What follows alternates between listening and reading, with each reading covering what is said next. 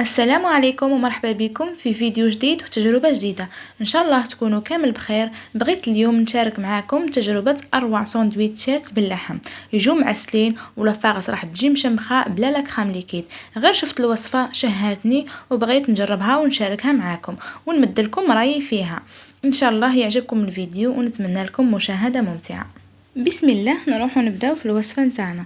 واش نحتاجو لهنا؟ نحتاجو كميه من اللحم تكون معتبره يعني على حسب افراد العائله، نقطعوه شرائح يكونوا رقاق. نحتاجو فلفل اخضر يعني يكون مقطع قطع صغيره، وبصل مقطع شرائح، وطماطم مقطعه مكعبات. ونحتاجو كميه من الثوم تكون حوالي 6 فصوص تاع ثوم، وملح وفلفل اسود. اول حاجه لهنا باش بديت باللحم، قطعته شرائح رقاق يكونوا كيما تاع الشاورما كيما راكم تلاحظوا معايا. وبعدها قطعت البصل الى شرائح، وموراها قطعت الفلفل وقطعت باقي المكونات. ونروحوا للتحضير.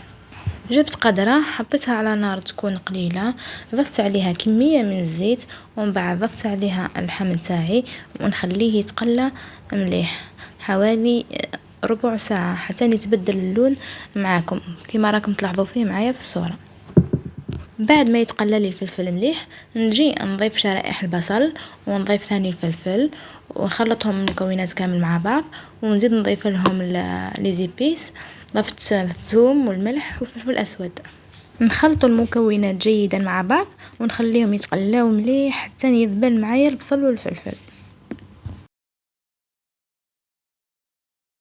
بعد ما يذبلوا لي مليح نضيف عليهم الطماطم ونخليها تتقلى مع المكونات حوالي 5 دقائق، ونغلق عليهم والحشو نتاعي ولا جاهز.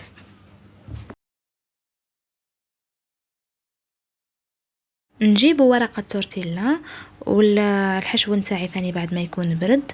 ورقة تورتيلا سواء يكون خدمتوه في الدار ولا نتاع المحلات، انا كنت خدمته في الدار.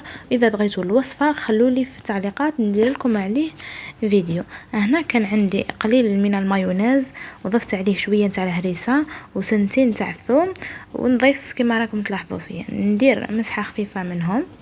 وضفت ثاني ملعقة صغيرة من صوص الجيريان ومسحتها كما مسحت المايونيز هذاك مع الهريسة، ونضيف فوقهم كمية من الحشو، ونضيف عليها فخوماج غابي اي نوعية لهنا كانت تساعدكم ومولفين بها نورمال ما يهمش. وتقدروا تضيفوا لهنا حاجة اختيارية اي نوعية فخوماج نتوما كنتو تحبوه، ماشي لازم فخوماج غابي، تنجمي تضيفي فخوماج مكعبات عادي. وهنا ثاني هاد العبسة اختيارية، انا لهنا حبيت نضيف صوص الجيريان من الفوق لخاطر انا ديما نحب لافاغس تجيني مشمخة، وانتوما على حسب الرغبة بغيتو تضيفوه بغيتو نو. مور ما نكمل الحشو لهنا واش روح درت طويتها بالطريقة اللي راكم تلاحظوا فيها، نطوها غير بالعقل. ونروح لهنا وجبت الطاجين ضفت عليه شوية نتاع الزيت ودهنته بالطريقة اللي راكم تلاحظوا فيها، نمشي على كل الجوانب بالزيت. ونجي نحط الساندويتش تاعي خليه يتحمر مليح على الجهتين، ومن بعد نروحوا لصحن التقديم. كيما راكم تلاحظوا هذه النتيجة النهائية لوصفتنا لنهار اليوم. جاء ساندويتش يشهي. نتمنى ان الوصفة تاع نهار اليوم تكون نالت اعجابكم، وما تنساوش اذا عجبكم الفيديو دعمونا بلايك والضغط على زر الاشتراك باه كل ما نحطوا فيديو جديد يلحقكم وتجربوه معنا لما لا.